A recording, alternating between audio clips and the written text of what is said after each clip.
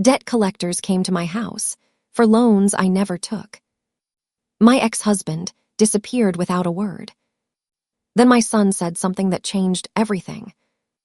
The knock comes at 6:47 in the morning. I'm pouring cereal for my son, Ethan. He's 8 years old. He's wearing his favorite dinosaur pajamas. The kitchen smells like coffee and burnt toast. The knock comes again, harder this time.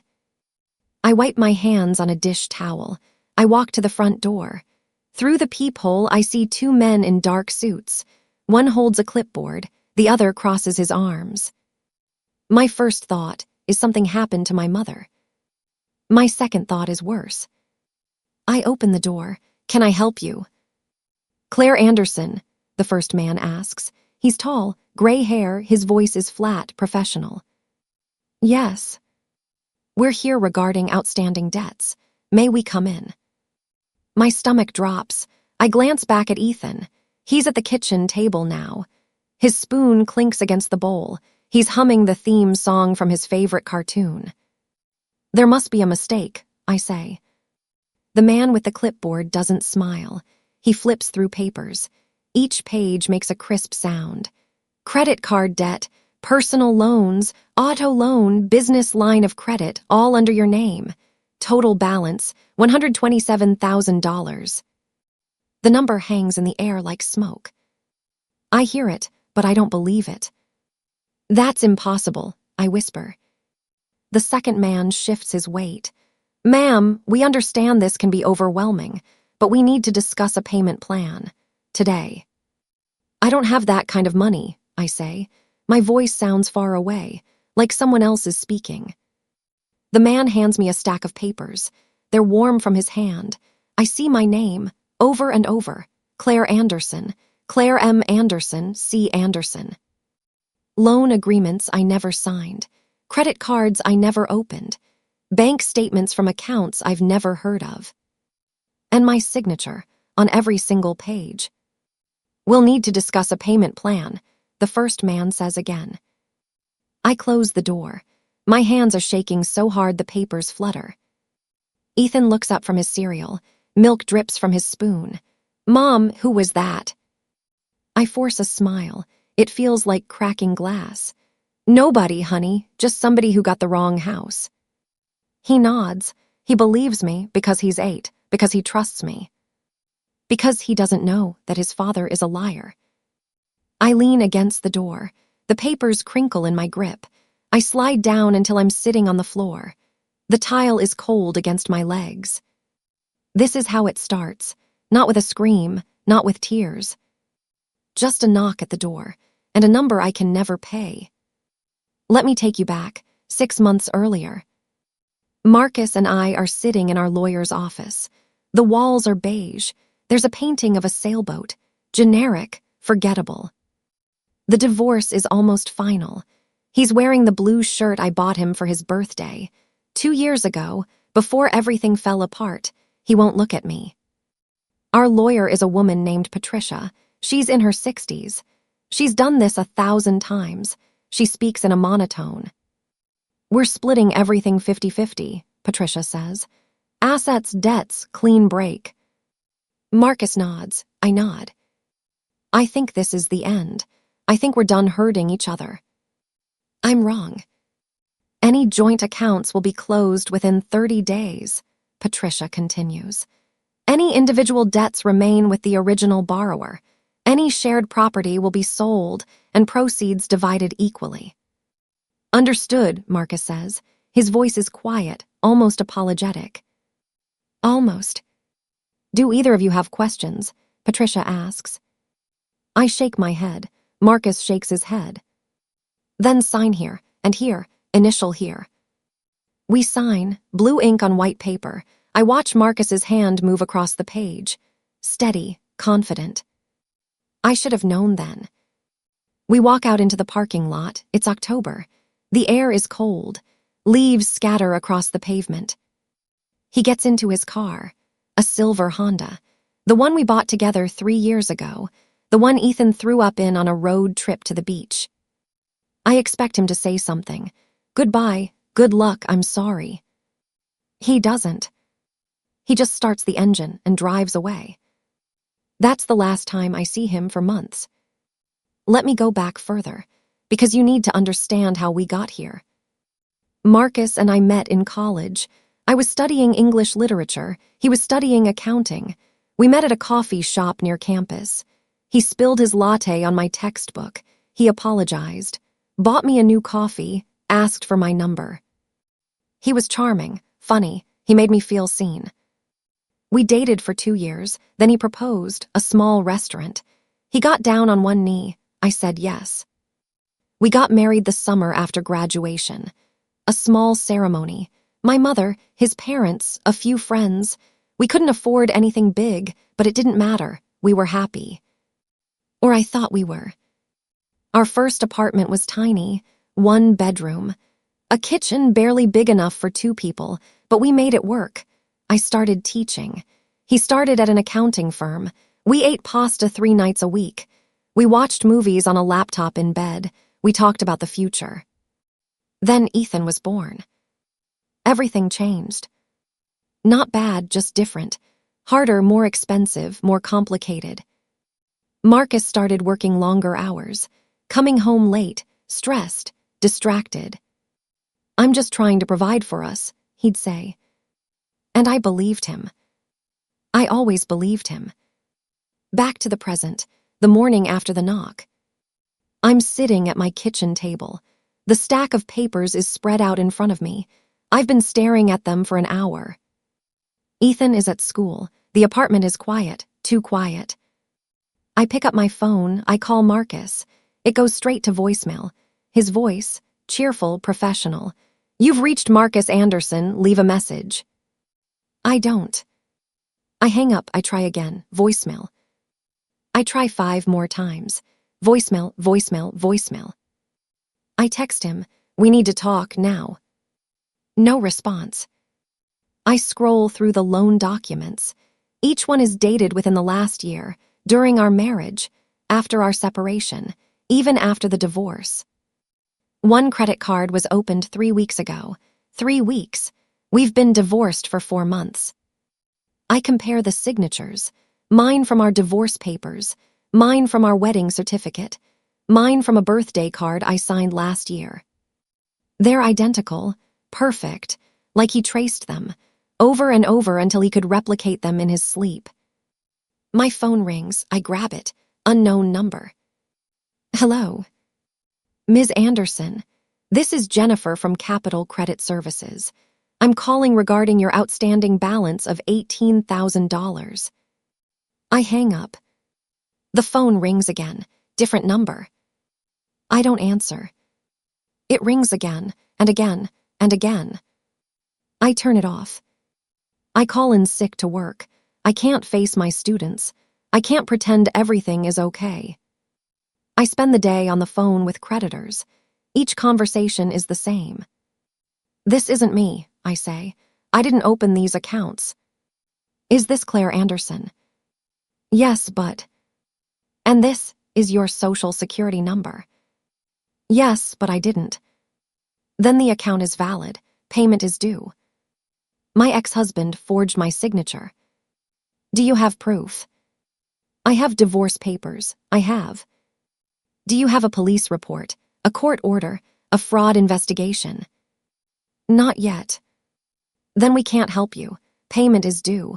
We can set up a payment plan if... I hang up. Every single time. That afternoon, I pick up Ethan from school. He's waiting at the front entrance. His backpack is too big for his body. It makes him look smaller, younger. He climbs into the car. Hi, Mom. Hi, buddy. How was school? Good. We learned about fractions.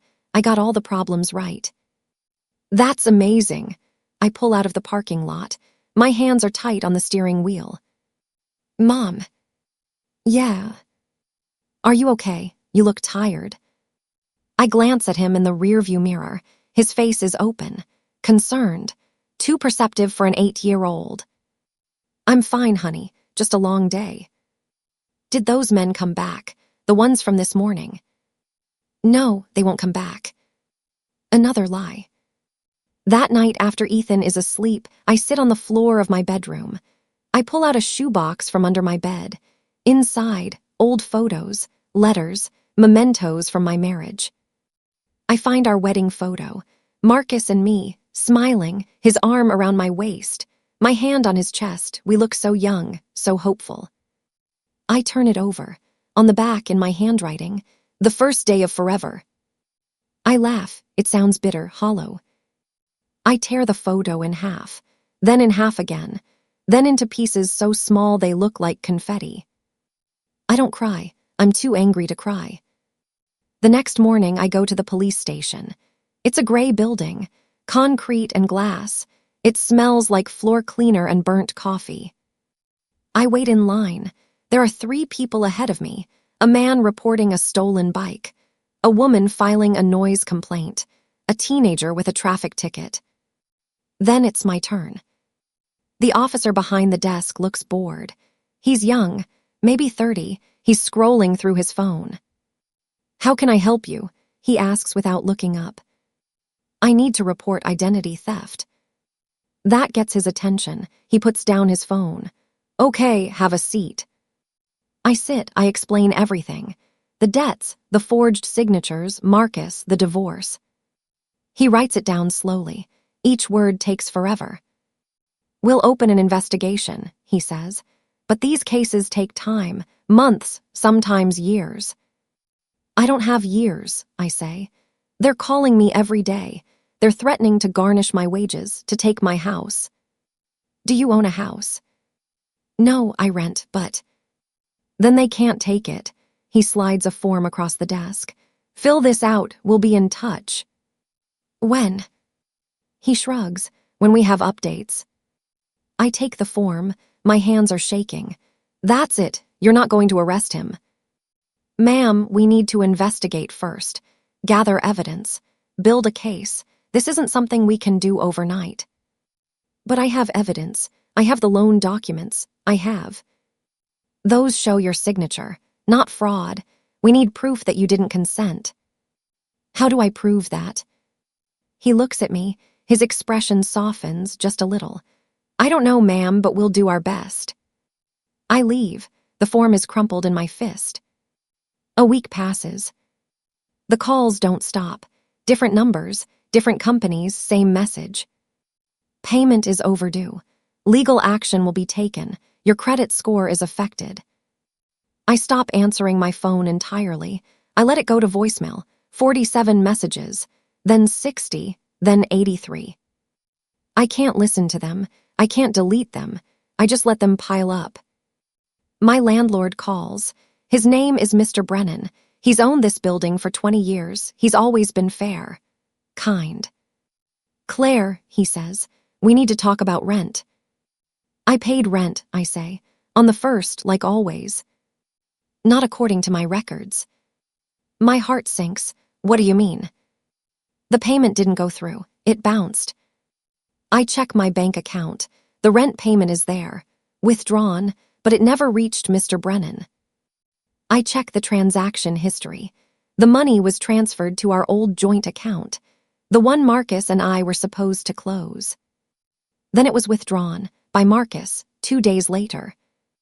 "Mr. Brennan," I say carefully, "there's been a mistake with my bank. I'll fix it.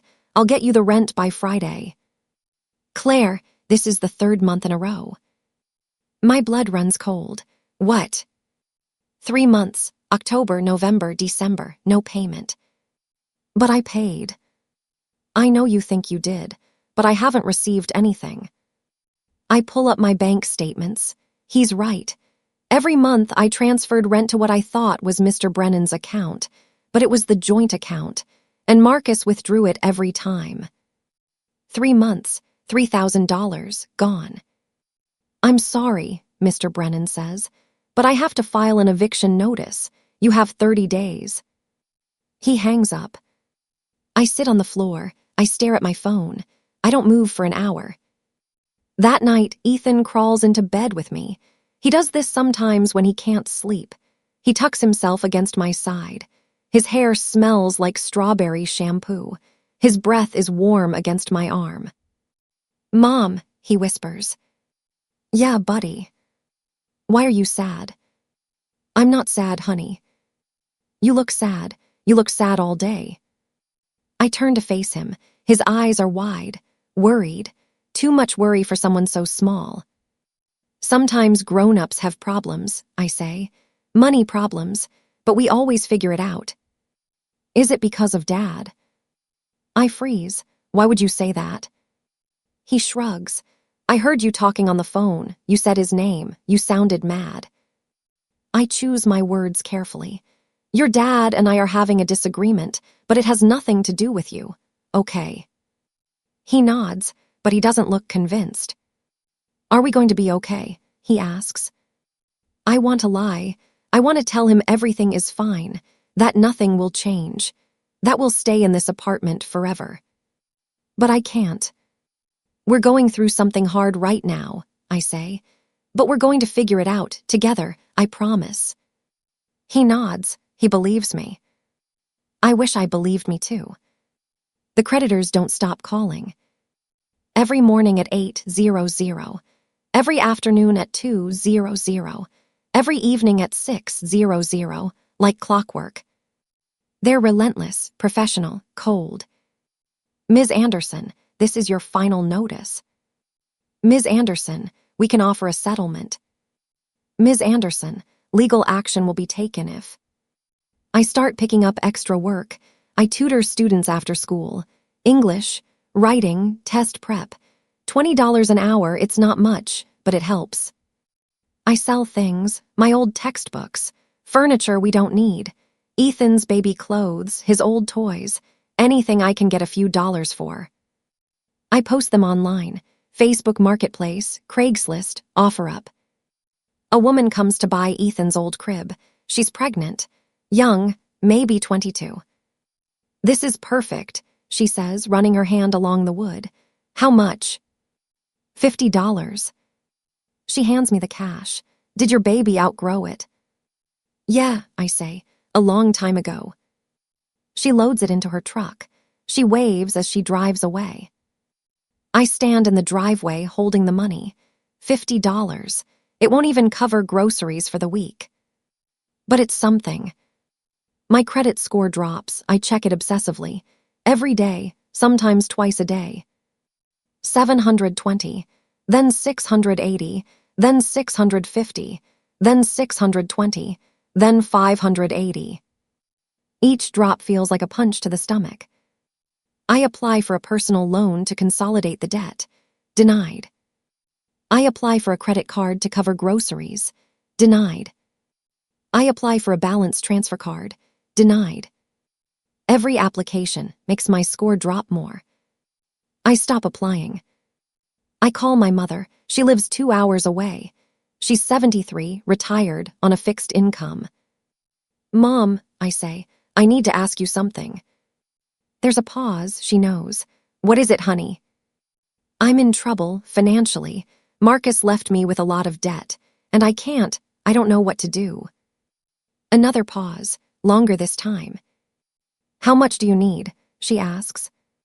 I don't know, a lot, too much. Give me a number, Claire. Over 100,000. I hear her inhale sharply. Oh, sweetheart. I know it's too much. I just thought maybe a small loan, just enough to keep the apartment. Honey, I'm on a fixed income. I can barely cover my own bills. My medication alone is... I know, I shouldn't have asked. Claire, if I had it, I'd give it to you. You know that. I know, Mom. Can you talk to Marcus? Make him take responsibility. He won't answer my calls. She's quiet, then. What about a lawyer? I can't afford a lawyer. Legal aid, isn't there someone? I'll figure it out, Mom. I just needed to hear your voice. I'm sorry, honey. I wish I could do more. It's okay. I love you. I love you too. I hang up. I don't blame her. She's doing the best she can. Just like me. The principal calls me into his office. Mr. Henderson. He's been at this school for 20 years. He hired me fresh out of college. He's always been supportive. Fair. But today, His face is serious. "Claire," he says, "sit down." I sit. My hands are folded in my lap. My heart is pounding. "We've received some calls," he says. "Debt collectors, looking for you, calling the main office, asking for your personal information." My face burns. "I'm so sorry, I'll handle it. I'll tell them not to call here." "I'm not firing you," he says quickly. "But I need to know, is everything okay? Are you in some kind of trouble?" I open my mouth. I want to explain. I want to tell him everything. But the words stick in my throat. "I'm going through something," I manage. "Personal, financial, but it won't affect my work, I promise." He nods slowly. "Claire, you're one of our best teachers. Your students love you. But if there's anything we can do to help, employee assistance program, financial counseling." "I'm fine," I lie. "Really, I just need some time to sort things out." "Okay, but if you need anything, my door is open." "Thank you." I leave. I walk to my classroom. I close the door. I sit at my desk. And for the first time in weeks, I cry. Not because of the debt, not because of Marcus, but because someone asked if I was okay. And I realized I'm not. I start having nightmares. Marcus standing over me, laughing, holding papers with my signature, tearing them up, throwing them like confetti. Debt collectors breaking down my door, taking everything, my furniture, my car, my clothes, taking Ethan. I wake up gasping, sweating. Ethan is beside me in bed. He's still asleep, safe. For now. I check my phone. 3:17 a.m. I have 17 new voicemails. I don't listen to them. I hire a lawyer. Her name is Sandra Huang. She's in her 50s. She wears reading glasses on a chain around her neck. She has kind eyes, a firm handshake. "Tell me everything," she says. I do, from the beginning. The knock at the door, the divorce, the forged signatures, the eviction notice, all of it. She takes notes, asks questions, nods. When I'm done, she removes her glasses. "This is identity theft," she says. "Clear cut." "Can we prove it?" I ask. "We'll need documentation, email records, bank statements, anything that shows Marcus opened these accounts without your knowledge or consent." "He covered his tracks," I say. "Everything looks legitimate, my name, my social security number, my signature." "Then we have a problem." "What do you mean?" Sandra leans back in her chair. "Without proof that you didn't consent, this becomes a he said she said situation. You were married. You shared finances. A judge might rule that you had knowledge of these accounts." "But I didn't." "I believe you, but we need to prove it." "How?" "Find something, an email, a text message, a bank statement from an account only he had access to, anything that shows intent to defraud." I search my memory. What if I can't find anything? Sandra puts her glasses back on. "Then we fight anyway. We file a police report. We dispute the debts. We make it as difficult as possible for the creditors to collect. But I'll be honest with you, Claire. These cases are hard. They take time, and they're expensive." "How expensive?" "My retainer is $5,000. My heart sinks. I don't have that. "I can work with you. Payment plan, reduced rate, but I need something up front." "How much?" $1,000. I have $347 in my bank account, and rent is due in 2 weeks. "I'll figure it out," I say. 2 months pass. I lose the apartment. Mr. Brennan is apologetic. "I gave you as much time as I could," he says. Ethan and I pack our things. Clothes, books, a few toys. We fit everything into my car. A 2014 Honda Civic. The back seat is stuffed. The trunk won't close all the way. "Where are we going?" Ethan asks. "A new place," I say, "just for a little while." "Is it nice?" "It's okay." We move into a motel, the Starlight Inn. It's on the edge of town, near the highway. The neon sign flickers, half the letters are burned out. Our room is small. 2 beds, a microwave, a mini fridge, a bathroom with a shower that drips constantly. It smells like cigarette smoke and air freshener. The carpet is stained. The walls are thin. I can hear the people next door arguing. But it's $45 a night, and I can pay weekly, so it's what we can afford. Ethan doesn't complain. He never complains. He sets up his Lego on the small table by the window. He arranges his books on the nightstand between the beds. He hangs a drawing he made on the wall with tape. "It looks like home," he says. My throat tightens. Yeah, buddy, it does. I keep teaching. I keep tutoring. I keep selling things. Sandra files the police report. She disputes the debts. She sends cease and desist letters to the creditors. It helps a little. The calls slow down, but they don't stop. And the debt is still there, growing, accruing interest, ballooning. I see Marcus once, by accident. I'm at the grocery store. It's a Saturday morning. I'm buying pasta, canned soup, bread, things that are cheap and filling. He's in the checkout line, 3 aisles over. He's buying steak, wine, a bouquet of flowers. Our eyes meet. For a second, I think he'll walk away, pretend he doesn't see me. But he doesn't. He smiles, small, knowing, cruel. Then he pays for his groceries and leaves. I stand there holding a basket of pasta and canned soup. My vision blurs. My hands shake. The cashier calls, "Next." I don't move. "Ma'am, are you ready?" I blink. I walk to the register. I unload my basket. I pay. I leave.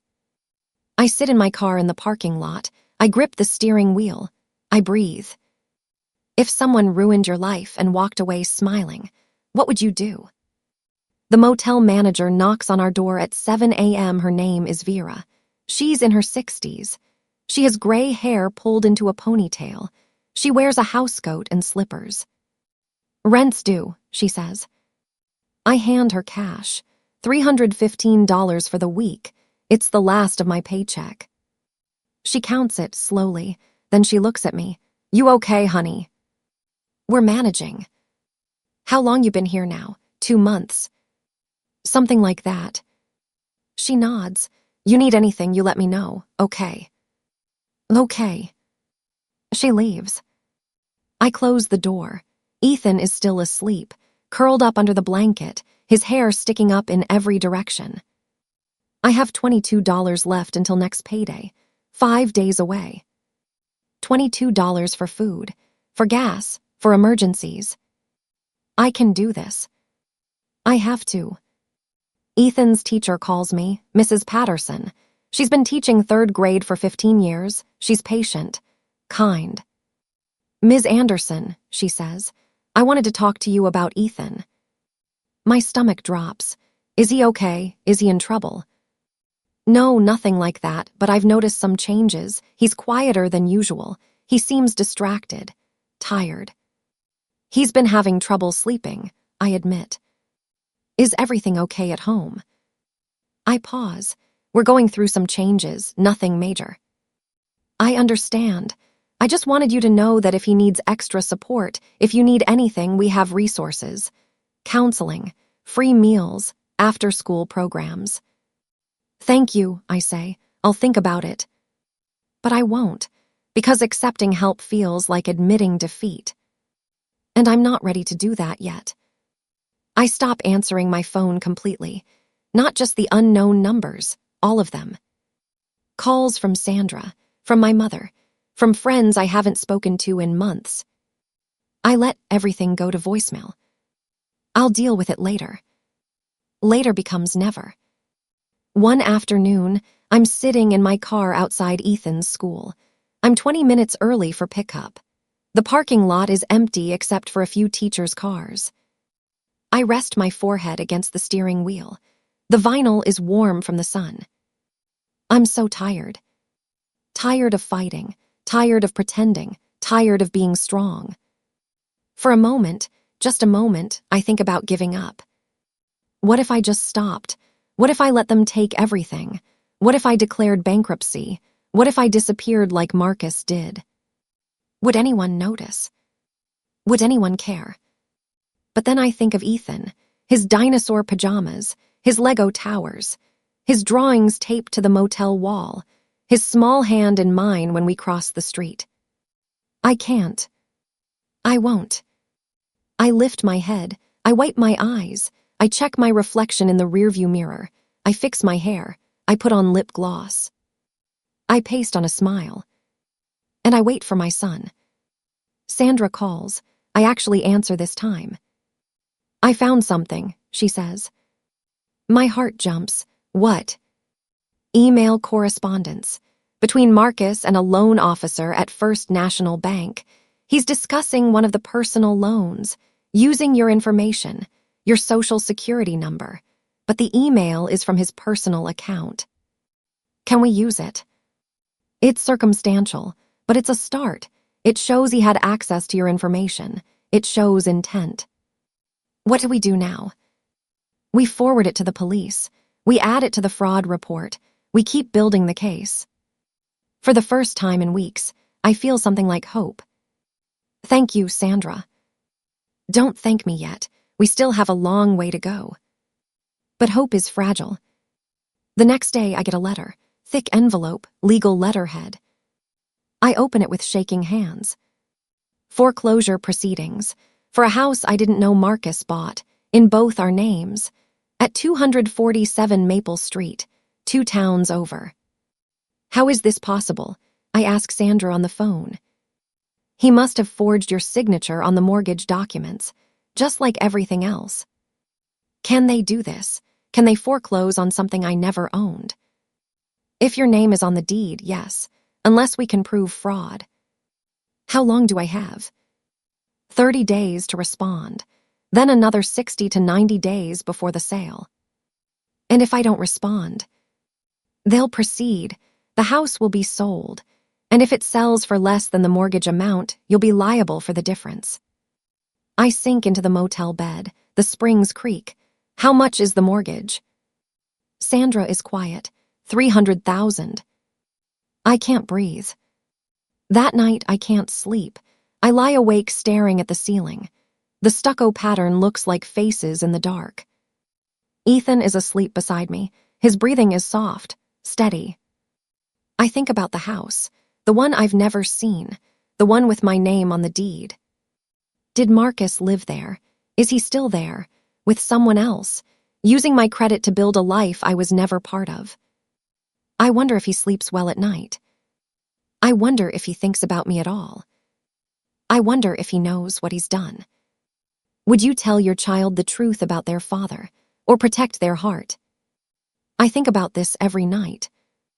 Ethan asks about Marcus sometimes, not often, but enough. When's Dad coming to visit?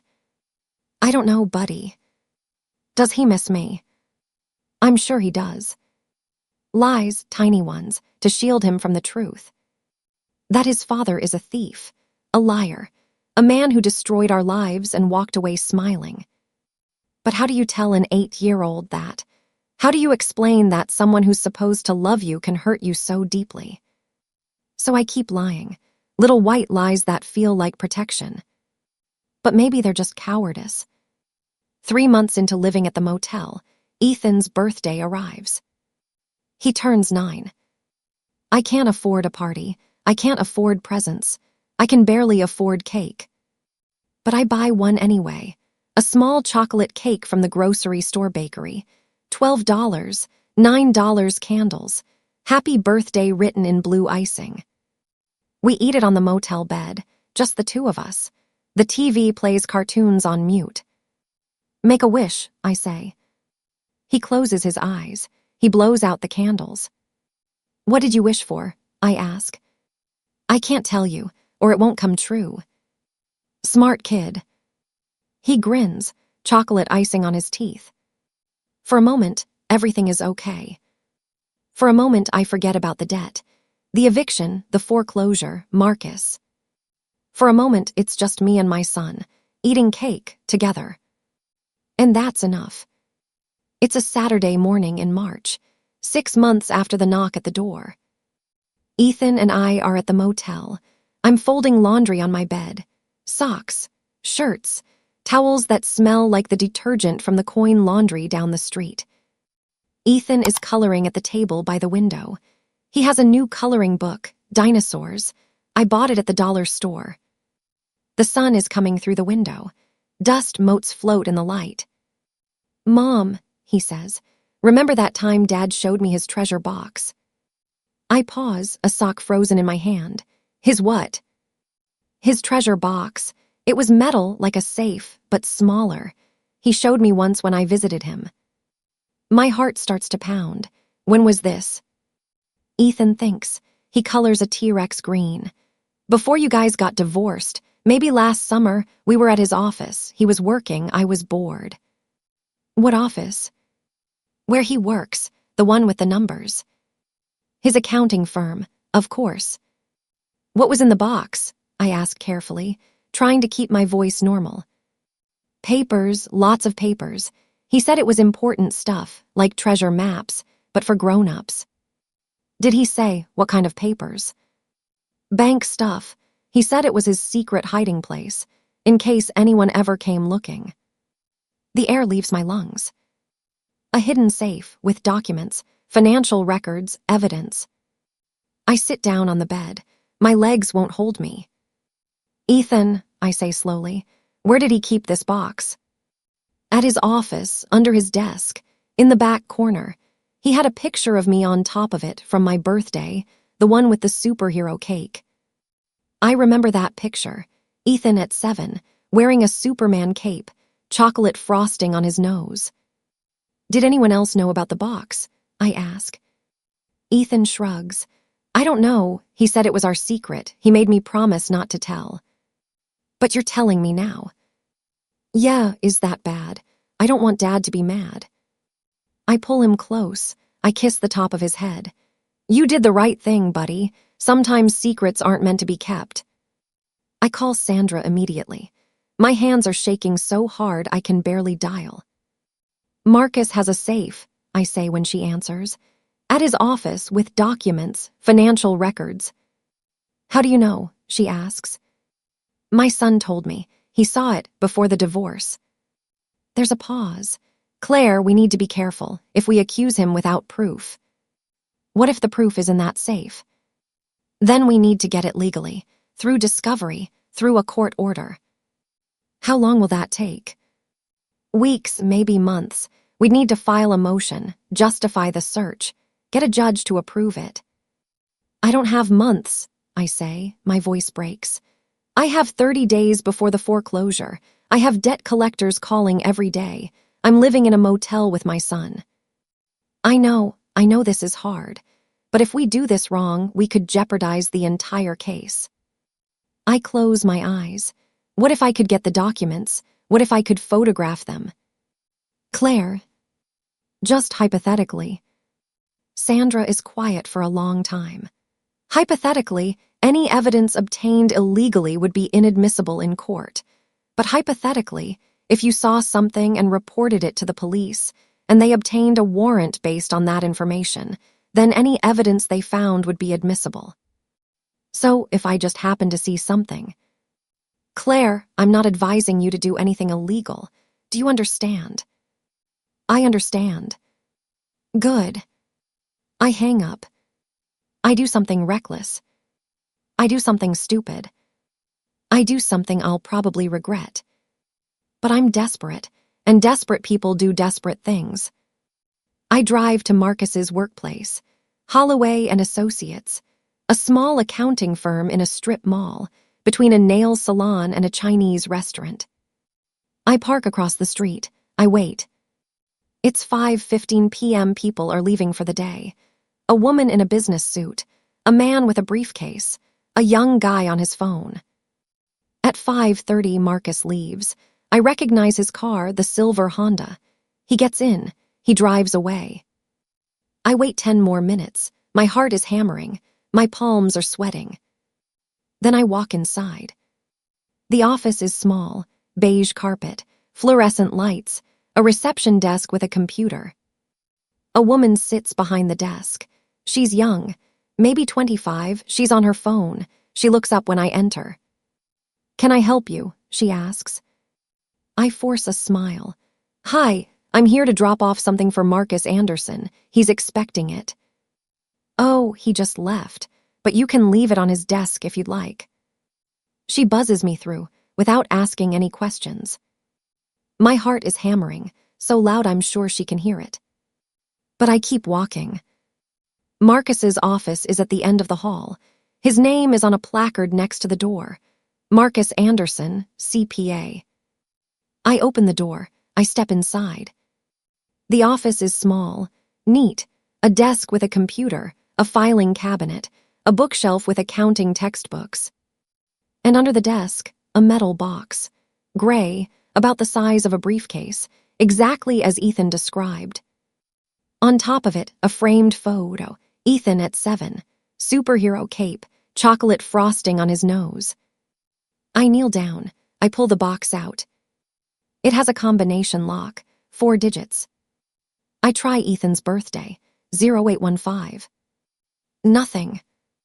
I try Marcus's birthday, 1207. Nothing. I try our anniversary, 0622. Nothing. I try the year we got married, 2014. Nothing. I'm running out of time. Someone could walk in. Someone could see me. I try one more thing. The year Ethan was born, 2016. Click. The lock opens. Inside, files, dozens of them, neatly organized, labeled. Credit card applications, loan documents, bank statements, all with my name, my social security number, my forged signature. But more than that, emails, printed out, stapled together. Between Marcus and various lenders, discussing how to use my information, how to open accounts without my knowledge, how to make it look legitimate. I see phrases that make my stomach turn. She won't notice. I have her social and all her info. If anyone asks, I'll say she forgot.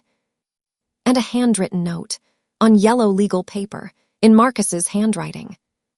Plan open accounts under C's name, max out credit, transfer funds to offshore, if caught deny everything, let Claire take the fall, she won't fight it. I stare at the note, my vision blurs. Let Claire take the fall. He planned this, all of it, from the beginning.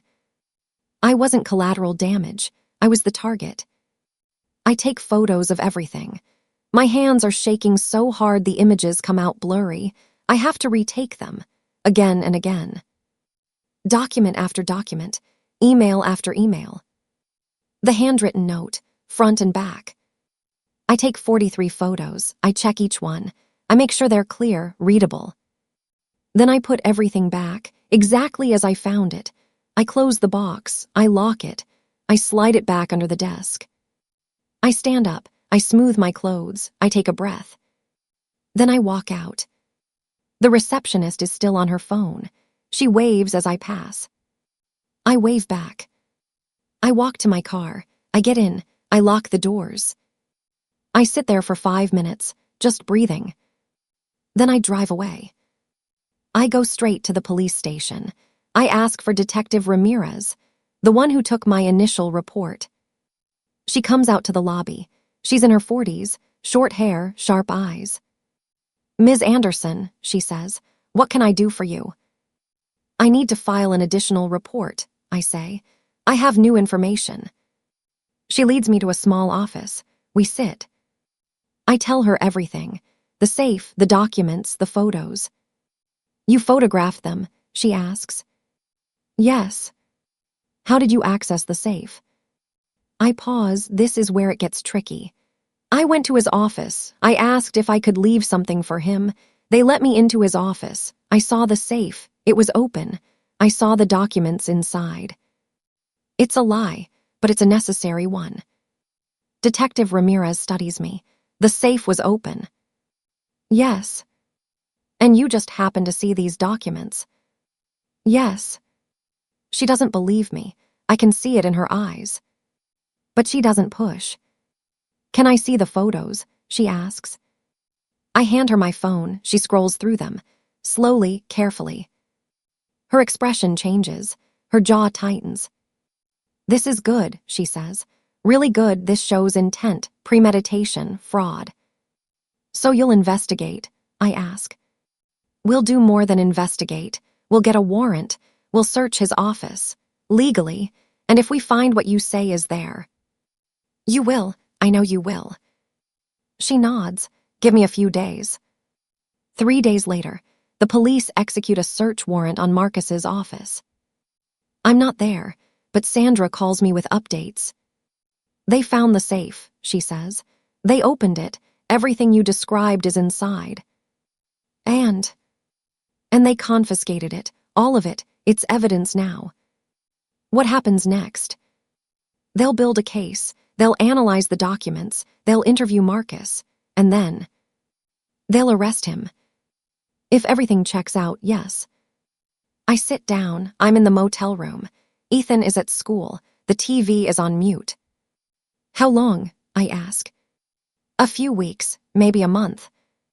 "Okay." "Claire." "Yeah." This is going to work. I really think this is going to work. I hang up. I stare at the wall. For the first time in 6 months, I let myself believe her. 2 weeks later, Marcus is arrested. It's a Tuesday morning. I'm at work, teaching grammar to 9th graders. My phone buzzes, a text from Sandra. "He's in custody. Fraud, identity theft, forgery, multiple counts." I excuse myself from class. I go to the bathroom. I lock myself in a stall. And I cry. Not from sadness, not from relief, but from something I can't name, something that feels like justice. That evening, I watch the news. There's a story about Marcus. His photo flashes on screen, followed by footage of him being escorted from his home in handcuffs. "Local accountant arrested on fraud charges," the anchor says. "Marcus Anderson is accused of stealing his ex-wife's identity to open fraudulent accounts totaling over $100,000. Ethan is sitting beside me. He's eating macaroni and cheese. He looks at the screen. "That's Dad," he says. I turn off the TV. "Yeah, buddy, it is." "Why is he in handcuffs?" I choose my words carefully. "Your dad made some bad choices, and now he has to face the consequences." "Did he steal something?" "Sort of." "From who?" I pause. "From us." Ethan thinks about this. He takes another bite of macaroni. "Are you mad at him?" "I don't know what I am," I say honestly. He nods, like he understands. Maybe he does. The trial takes 6 months. During that time, everything changes. The creditors are notified. The debts are frozen, pending the outcome of the criminal case. Sandra works with the district attorney. They build a case, documents, testimonies, expert witnesses on handwriting analysis and digital forensics. Marcus's lawyer tries to negotiate a plea deal. Sandra advises me to reject it. "He needs to face this," she says. "He needs to be held accountable." I agree. The trial is held in the county courthouse, a gray stone building with marble floors and high ceilings. I testify. I sit in the witness box. I put my hand on the Bible. I swear to tell the truth. The prosecutor asks me questions. I tell the jury everything. The knock at the door, the forged signatures, the eviction, the motel, Ethan's drawings, his birthday cake. Marcus's lawyer tries to discredit me. "Isn't it true that you and Mr. Anderson shared finances during your marriage? We had one joint checking account. And isn't it possible that you knew about these other accounts?" "No, I had no knowledge of them." "But you were married. You lived together. How could you not know?" "He hid them from me, deliberately. That was his plan." Objection, speculation. Sustained. The lawyer continues.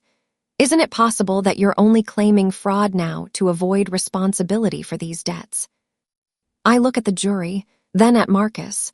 He's sitting at the defense table. He won't look at me. No, I say firmly. I had no knowledge, no consent. He forged my signature. He used my identity. He destroyed my life, and he did it intentionally. The courtroom is silent. No further questions, the lawyer says. The prosecutor calls other witnesses, the loan officers who worked with Marcus, the bank employees who processed the applications. They testify that Marcus provided all the information, that he signed the documents, that he used my social security number and date of birth. Did Ms. Anderson ever contact you? The prosecutor asks. No, they say, every time. Did she ever authorize these accounts? Not to my knowledge. Did you ever speak with her directly? No. The most damning evidence comes from the documents themselves. The prosecutor displays them on a screen, the emails, the handwritten note. Let Claire take the fall. She won't fight it. I have her social and all her info. The jury stares at the screen. Some of them shake their heads. One woman looks disgusted. Marcus's lawyer objects. These documents were obtained illegally. They were obtained through a legal search warrant, the prosecutor counters. Based on information from an illegal search. Based on information from a witness who saw evidence in plain view. The judge allows the evidence. Marcus doesn't testify. His lawyer advises against it. But I see him across the courtroom every day. His expensive suit, his perfect posture, his blank expression. He never looks at me, not once. Good. The closing arguments take 2 days. The prosecutor is passionate, fiery. She paints a picture of a man who betrayed his wife, who used her identity, who left her to drown in debt while he walked away free. Claire Anderson did nothing wrong, she says. She trusted her husband, she believed in their partnership, and he exploited that trust. He stole her identity, he destroyed her credit. He left her and their young son homeless. He did this deliberately, systematically, with full knowledge of the harm he was causing. She pauses. She looks at the jury. This isn't a case about marital disputes. This is a case about crime, fraud, identity theft, and Marcus Anderson must be held accountable. Marcus's lawyer argues that this is a misunderstanding, a miscommunication between spouses, that Marcus believed he had authority to use our joint finances. My client made mistakes, he admits. He should have communicated better. He should have been more transparent, but he never intended to harm Ms. Anderson. He was trying to provide for his family. It's a weak argument, and the jury knows it.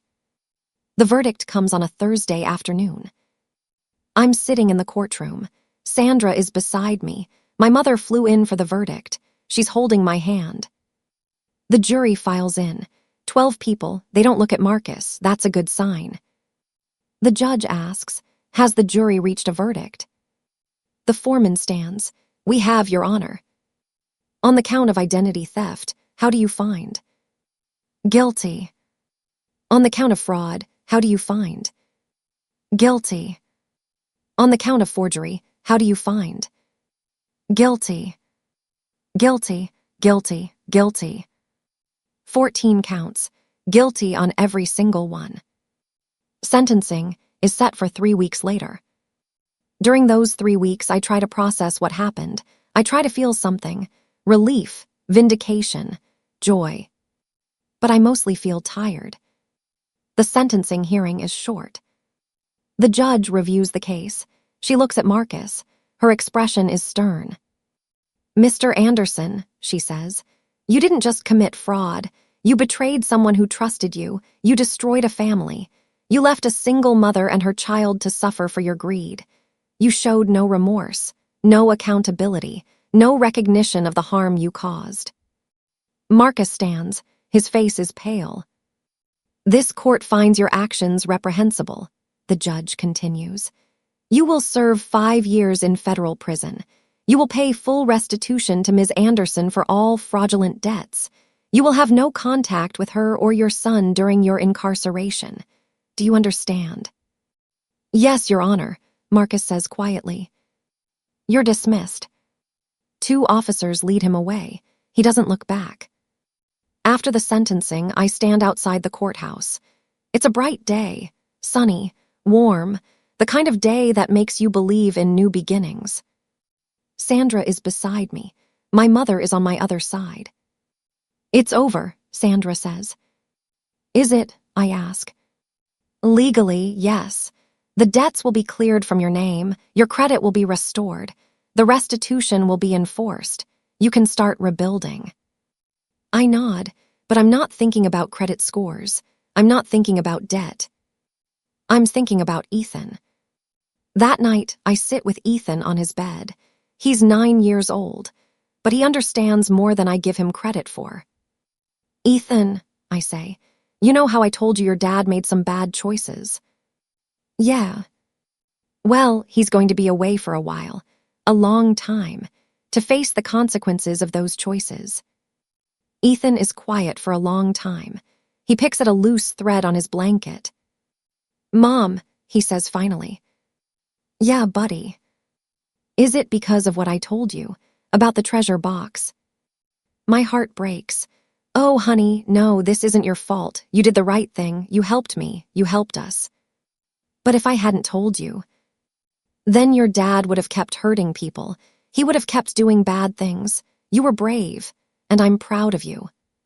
He looks at me. His eyes are wet. Are you mad at him? I think about this, the knock at the door, the motel, the trial, the years stolen from us.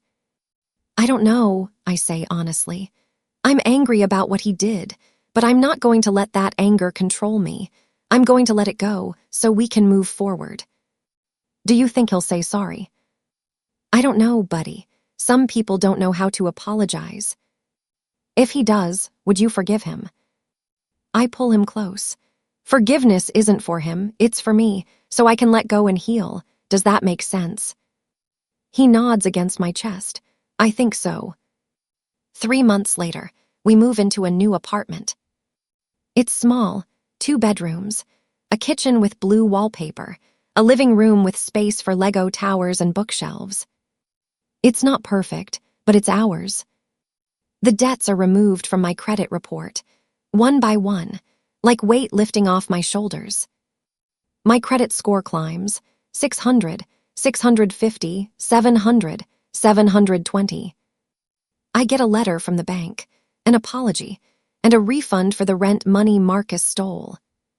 It's not much, $3,000, but it helps. It pays for furniture, for Ethan's new bed, for curtains and dishes and all the small things that make a house a home. Ethan hangs his drawings on the fridge, stick figures holding hands, a house with a red door, a sun with a smiley face. It looks just like this place, he says. It does, I agree. He's thriving. His teacher says he's doing better in school. He's made new friends. He's laughing more. He still asks about Marcus sometimes, but less often. Do you think Dad misses me? He asked last week. I'm sure he does, I said. I don't know if it's true, but I choose to believe it, for Ethan's sake. I still teach English. I still love my job. My students still make me laugh. But something has changed in me, a hardness, a strength I didn't know I had. I survived something I didn't think I could survive. And I did it for my son. People ask me sometimes, how did you do it? How did you survive? The truth is simple. I had no choice. When you're a mother, you don't get to give up. You don't get to quit. You keep going, even when it's impossible, even when it hurts. Because someone is depending on you. Someone believes in you. And that's worth more than any debt, any hardship, any pain. Sandra closes my case officially. You're free, she tells me. Legally, financially, all of it. I pay her the final installment. It took me 8 months, but I paid every penny. Thank you, I tell her, for everything. You did the hard part, she says. You fought, you didn't give up, you should be proud. I am, I think. One day, I receive a letter from Marcus. It's forwarded from the prison. I hold it in my hands for a long time. I debate opening it. Finally, I do. It's short, 2 paragraphs. Claire, I know you probably don't want to hear from me. I don't blame you. What I did was unforgivable. I was selfish. I was desperate. I convinced myself it was the only way. I was wrong. I don't expect you to forgive me. I don't deserve it. I just wanted you to know that I'm sorry for everything. I hope you and Ethan are okay. Marcus. I read it twice, then I folded up. I put it in a drawer. Maybe one day I'll show it to Ethan, when he's older, when he can understand. Or maybe I won't. Ethan is 10 now. He still draws pictures, still builds Lego towers, still crawls into bed with me when he can't sleep. But he also does something new. He saves money, in a jar on his dresser, coins from his allowance, dollars from his birthday. What are you saving for? I ask one day. For our house, he says. The one with the red door, remember? My eyes fill with tears. I remember Buddy. How much do we need? I think about this. A lot, but we'll get there together. He nods, confident, certain.